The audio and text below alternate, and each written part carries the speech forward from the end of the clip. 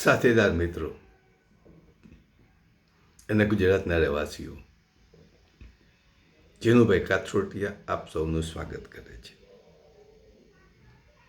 ગઈકાલે ગુજરાત સમાચારમાં એક હેડિંગ વાંચ્યું, જેમાં મોદી સરકારે, કેન્દ્ર સરકાર એટલે મોદી સરકાર ને મોદી સરકાર એટલે કેન્દ્ર સરકાર, કેન્દ્ર સરકારે 8મા પગાર પંચની રચના કરી. એટલે 7મું પગાર પંચ, એની અવધિ પૂરી થઈ, એની મુદત પૂરી થઈ, એટલે 8મું પગાર પંચની રચના કરી. પગાર પંચનું એક જ કાર્ય છે કે જે કાયમી નોકરિયાતો છે, કાયમી સરકારના કાયમી નોકરિયાતો છે, એમના પગારમાં ફેરફાર કરવો, એટલે કે પગાર વધારવા અને એની મોંઘવારી ભથ્થું વધારવું. અત્યાર સુધી એટલે કે 7મા પગાર પંચને અંતે જેનો 100 રૂપિયા મૂળ પગાર હોય એને 53% મોંઘવારી ભથ્થું મળે છે, એટલે કે 153 રૂપિયા થાય. અને 1 લાખ રૂપિયા જેનો મૂળ પગાર હોય એને 53,000 મોંઘવારી ભથ્થું મળે છે, એટલે કે 1,53,000 પગાર થાય. એવરેજ સામાન્ય કર્મચારી જેને કહીએ, ઇવન પીયુન કક્ષાના કાયમી કર્મચારીની વાત કરું છું, જો એમાં કરાર આધારિત કર્મચારીનો સમાવેશ થતો નથી. કરાર આધારિત એટલે કે જે કોન્ટ્રાક્ટ બેઝ ઉપર જે ધકાય છે, એ કર્મચારીઓને ક્યાંય સવલતો મળતી નથી. એનો ફિક્સ પગાર એટલે ફિક્સ પગાર 20,000 નક્કી થયો તો 20,000, એને મોંઘવારી ન નડે. કાયમી સરકારી નોકરિયાતને જ મોંઘવારી નડે. એટલે હવે 8મું પગાર પંચ છે, એ મોંઘવારીના આધારે લગભગ એવરેજ 3-4-5% જેટલું મોંઘવારી ભથ્થું વધે છે. પગારમાં પણ સ્લેબ બદલાય છે, પગારમાં 2-4-5 હજાર રૂપિયાનો ફેર પડે છે. એટલે પગાર વધે એટલે મૂળ પગાર વધે એટલે મોંઘવારી ભથ્થું વધે. એટલે એવા કર્મચારીઓને એવરેજ મારા ખ્યાલ પ્રમાણે મહિને 7-8 હજાર રૂપિયાનો વધારો થાય. તો આ પગાર પંચની જાહેરાત પછીથી. તો આપણો પ્રશ્ન એ છે મિત્રો, સરકાર કાયમી નોકરિયાતોને વધારે મોંઘવારી ભથ્થું આપે એની સામે આપણને વાંધો નથી, પણ વાંધો એક જ છે કે સરકારી કર્મચારીઓમાં શું કામ ભેદભાવ રાખે? શા માટે ભેદભાવ રાખે? જે કર્મચારીને 80,000 રૂપિયા જેવો પગાર હોય, જે કાયમી કર્મચારી હોય, એવું જ કામ કરનાર, એ જ હોદ્દા ઉપરના, એવા જ હોદ્દા ઉપર કરાર આધારિત વ્યક્તિ છે અને 20,000 થી 25,000 વધુમાં વધુ પગાર મળે. તો 25,000ના પગારદાર માણસે 80,000નું જે કામ કરે છે એવું જ કામ કરવાનું એને, અને એટલું જ કામ કરવાનું.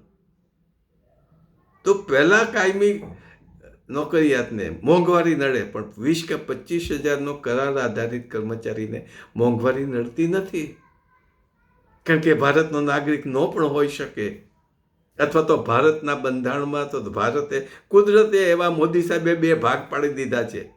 મોદી સાહેબે, કુદરતે નહીં, મોદી સાહેબે ભાગ પાડ્યા છે કે કેન્દ્રના કર્મચારીઓને જ કાયમી કર્મચારીઓ રાજ્ય સરકારના હોય, રાજ્ય સરકારની સ્કૂલોમાં કાયમી શિક્ષકો હોય, સરકારી કોલેજોમાં કાયમી પ્રોફેસરો હોય. ત્યાં પણ એવું છે કે પ્રોફેસરનો પગાર 1 લાખથી ઉપર, 1,20,000, 1,30,000, કારણ કે એને ગ્રેડ 1નો પગાર મળે છે. ત્યારે એ જ પ્રોફેસર એવું જ કામ કરતો, અંગ્રેજીનો પ્રોફેસર હોય તો એને 1,30,000 પગાર પડે, પણ કરાર આધારિત જો અંગ્રેજીનો પ્રોફેસર હોય તો એને 20,000 થી 25,000 કે 30,000 પગાર મળે. એને મોંઘવારી નડે નહીં. કારણ કે મોદી સાહેબની ભાષા છે કે માત્ર કોંગ્રેસમાં પણ આ જ હતું.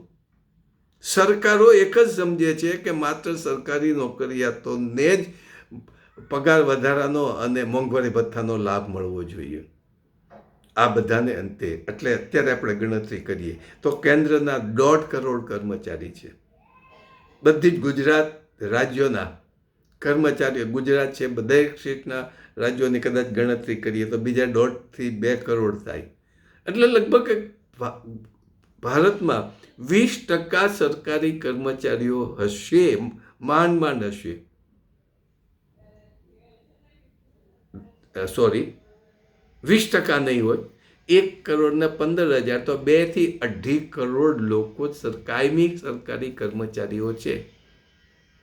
તો 17%ની આસપાસ કાયમી સરકારી નોકરિયાતો છે, એને જ માત્ર મોંઘવારી નડે છે. તો પ્રશ્ન એ આપણો આવે છે, તો ખેડૂતોને શું મોંઘવારી નથી નડતી? ખેત મજૂરોને મોંઘવારી નથી નડતી? ગામડામાં છૂટક મજૂરી કરનારને મોંઘવારી નથી નડતી? શહેરમાં મધ્યમ વર્ગ કે જે નાની મોટી ખાનગી પેઢીઓમાં કામ કરે છે, એને 15 થી 20,000 આસપાસ પગાર મળે છે, એને મોંઘવારી નથી નડતી?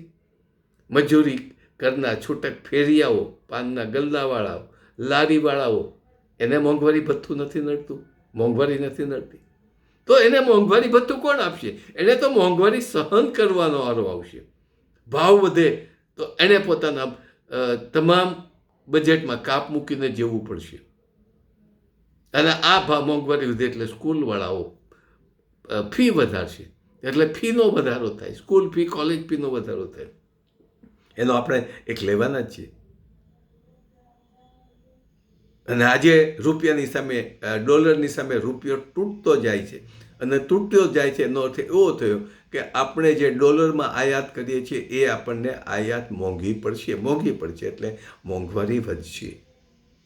કમનસીબી આ દેશની એ છે, આપણી લોકશાહીની કમનસીબી એ છે કે આપણા વડાપ્રધાન નરેન્દ્રભાઈ નથી અર્થશાસ્ત્રી, નથી કોઈ ઉચ્ચ શિક્ષણ લીધેલ વ્યક્તિ, નથી સામાજિક વ્યક્તિ,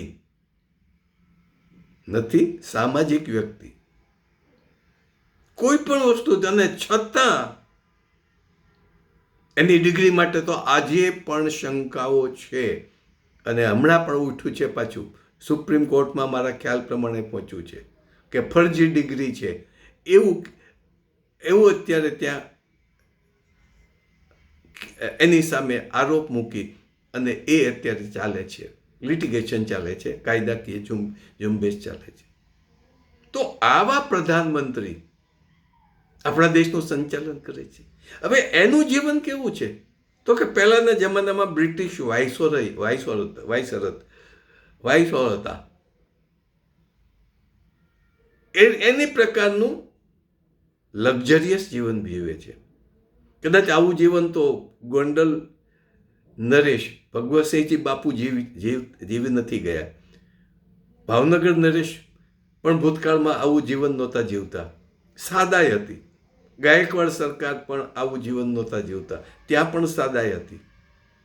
રાજા રજવાડાઓ કરતા ઉચ્ચ પ્રકારનું વૈભવશાળી જીવન આજે આપણા નરેન્દ્રભાઈ જીવે છે. એને મોંઘવારી ક્યાંથી ખબર હોય? એ તો માત્ર ઉદ્યોગપતિઓના વતી જ કામ કરે છે, અદાણી અંબાણી વતી કામ કરે છે. એની આપણે હમણાં વાત કરવાના જ છે 2-3 દિવસ પછી. તો ખેડૂતો છે, મધ્યમ વર્ગ છે, એની શું વાત? સાહેબ, ગુજરાત એવો પ્રદેશ છે, અભ્યાસ કર્યા પછી કહું છું, સમુદ્ર કિનારો લાંબો છે, ગુજરાતમાં ખનિજો છે, ગુજરાતની ફળદ્રુપ જમીન છે, ગુજરાતના લોકો મહેનતુ છે. ગુજરાત એટલે સૌરાષ્ટ્ર, ગુજરાત, કચ્છ બધાની વાત કરું છું. ગુજરાતમાં પાણીઓ છે, નદીઓ પણ છે, પૂરતી એને ખેતીની સિંચાઈ માટે પાણી પણ મળી શકતી હોય છે.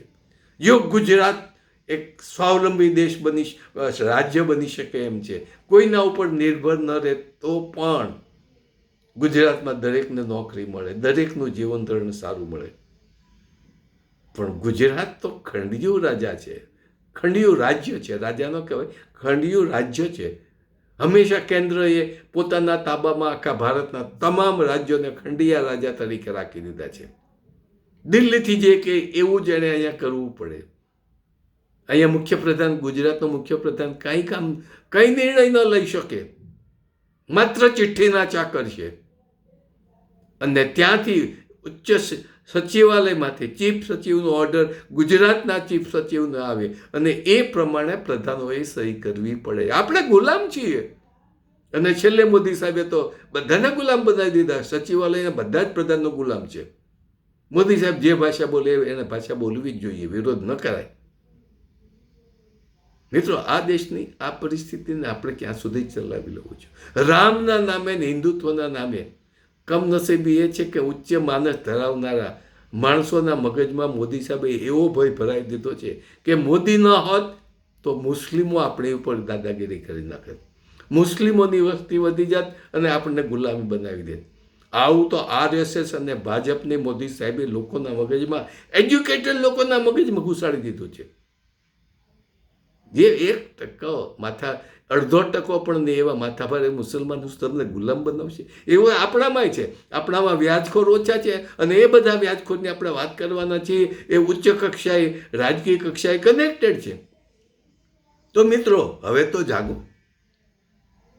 હવે આ ગુલામીમાંથી નીકળવું પડશે. જો નહીં નીકળો તો તમારી હવે પછીની પેઢી ગુલામ તરીકે જીવવાનો વારો આવશે અને એના માટે જવાબદાર તમે જ હશો. અમે અમારી ગુજરાત કિસાન મજદૂર લોકશાસન પાર્ટી એટલે ગુજરાત કિમલોક પાર્ટી આજ માટે થઈને ગુજરાતને સ્વાવલંબી બનાવવા માટે, કુટુંબને સ્વાવલંબી બનાવવા માટે નીકળી પડ્યા છીએ. સંગઠન માટે નીકળી પડ્યા છીએ. ટૂંક સમયમાં 1.5 વર્ષમાં ભાજપને હંફાવવું છે. 100% હંફાવીશું. વાત નથી, અહીંનું પ્લાનિંગ છે. જો તમે ટેકો આપો તો, સાથે ભળશો તો. પણ તમારે ગુલામ તરીકે જ રહેવું હોય તો અમે કાંઈ નહીં કરી શકીએ. અમે તો એકાદ દશકામાં ઉપર જતા રહીશું અને અમારી ખુમારીથી જ અમે ઉપર જઈશું. નક્કી તમારે કરવાનું છે. આભાર. જય હિન્દ, જય ગુજરાત, સ્વાવલંબી ગુજરાત.